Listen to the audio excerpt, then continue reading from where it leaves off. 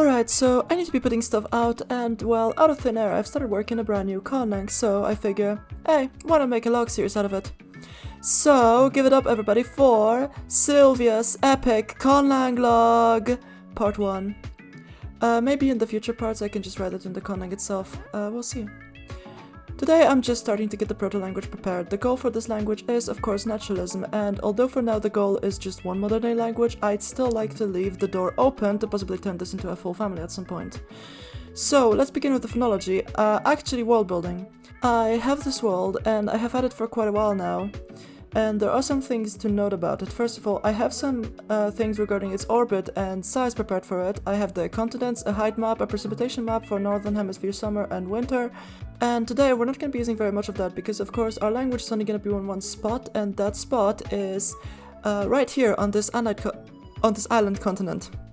It lays about 40 to 70 degrees south, which is a pretty big range, yet it's still far longer west to east than north and south. Regarding its climate, honestly I haven't done much research into it, I just kind of guessed based on latitude and precipitation. Anyway, our proto-language will be spoken right here. There's a warm current and a consistent year-round wind coming in from the sea, so basically the UK climate-wise. It even matches up in the latitude more or less. The final thing regarding the world building to bring up is the spec bio, or lack thereof. I haven't actually done any spec bio. I've got a vague idea in my head regarding something I basically copied from Artifacts in the Abandoned project, where plants would photosynthesize in different pigments depending on the latitude. And to an extent temperature, since as these plants would evolve to certain latitudes, they would adapt to certain heats or temperatures. So at higher latitudes, altitudes, the plants from further off the equator latitudes that got used to more cold could actually be better adapted than plants native to that particular latitude. Anyway, that's all beside the point. Near the equator, plants are orange. This is just a direct result of how close the planet is to its small star and far from the equator. I have arbitrarily decided that given the sun's lower position in the sky, they could be better adapted to be colored teal instead. So they are. And our language's island continent is all teal. Lastly and finally, the actual speakers of our language will just be human, yeah. I wanted to have an actual spec bio and an actual custom species, but nah, just humans. It'll make my life easier in many ways.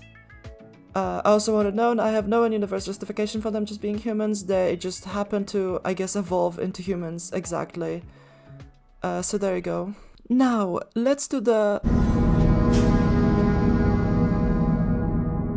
Here's the chart, and skipping over my choice of romanization, I prepared it to have a lot of possibilities for evolution, keeping in theme with that, keeping the door open for making more branches in the future from earlier. First off, I have a palatal series which has been pointed out to me as something typical to my conlangs, but this one is actually just here to immediately disappear and perhaps from some vowels. And can we just appreciate the way I talk to myself in the goals?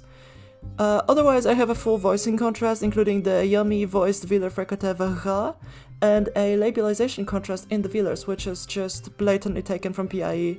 I have also included the retroflex approximant ra in the alveolar column here to save space. It's going to act like the PIE laryngeals, which, if you're not familiar, they're phonemes that most likely used to exist, had some effects on the phonologies of the words they were part of, and then disappeared forever. So all we know about them is the effect they have had, and that's about it. This is what R is going to be, a phoneme that will affect some words, then disappear from the language entirely. Though obviously the exact things it's going to do are going to be a bit different from the laryngeals, given the completely different phoneme that I'm using.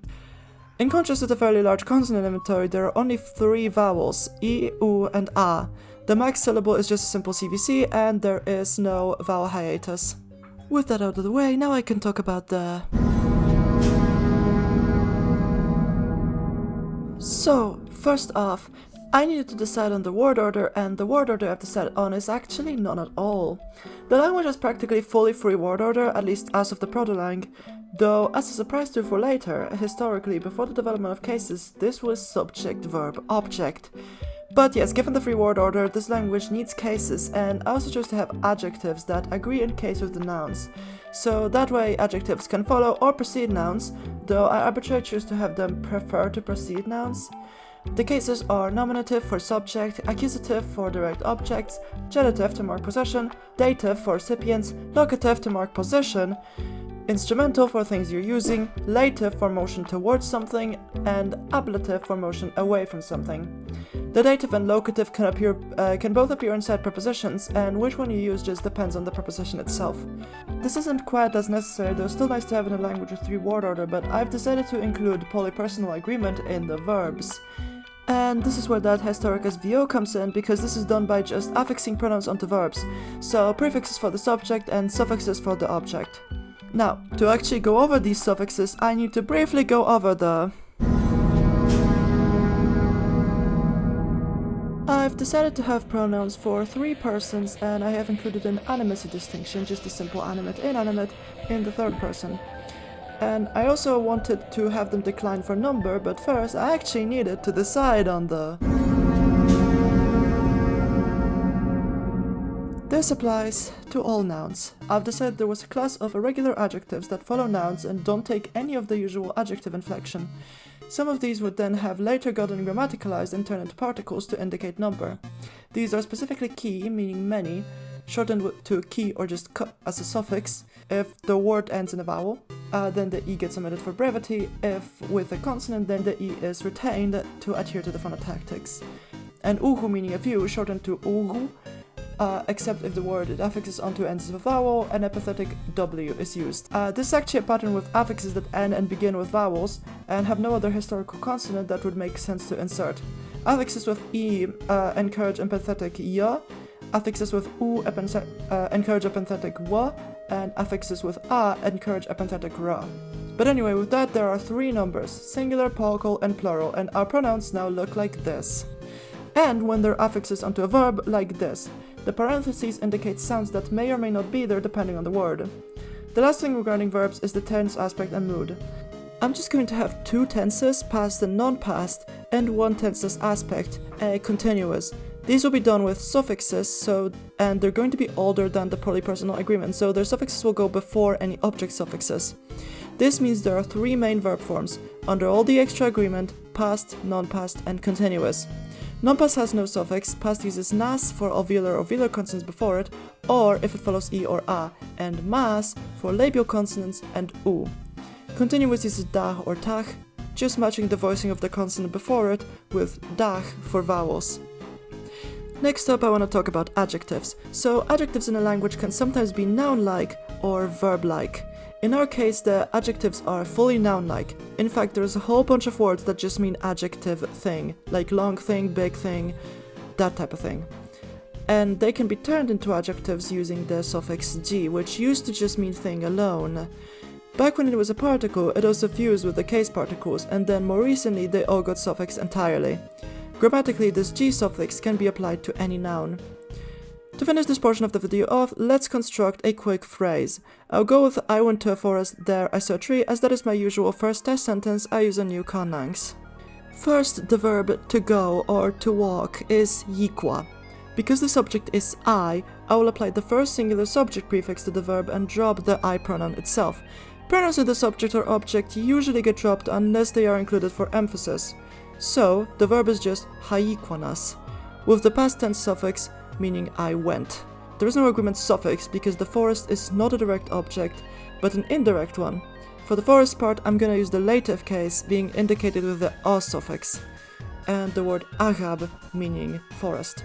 So the first sentence is Hayikwanas agaba, I went to a forest. The second sentence is going to use the verb hich, meaning to see, with the first person singular prefix ha and the third person singular inanimate suffix ur, because the tree is an actual object of the verb this time.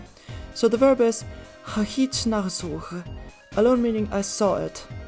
We're still gonna need an actual tree in the accusative case to indicate what it is that I saw exactly, which is just tischkuch, tisch meaning tree and kuch being the accusative case suffix.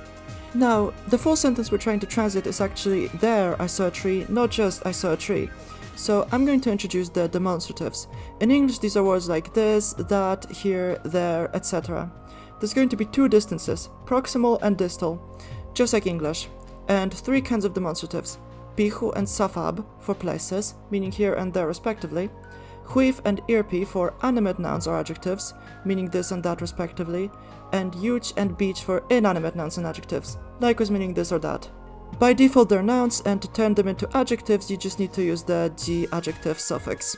So, for there, I can just use safab and include it at the beginning. So the full phrase is haikonas agaba, safab hahichnasoh chishkuch. Lastly, I want to quickly talk about the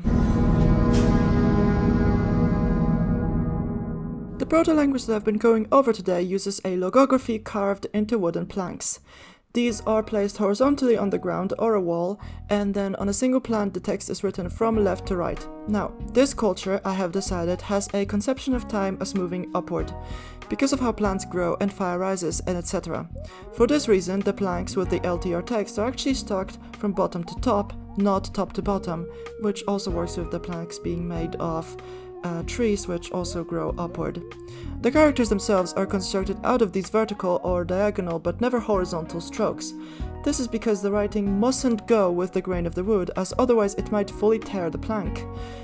I will also ask you to not to get too attached to the logographs. The script will stay logographic up to modern day, at least in the first branch I'll make, but the characters themselves will change.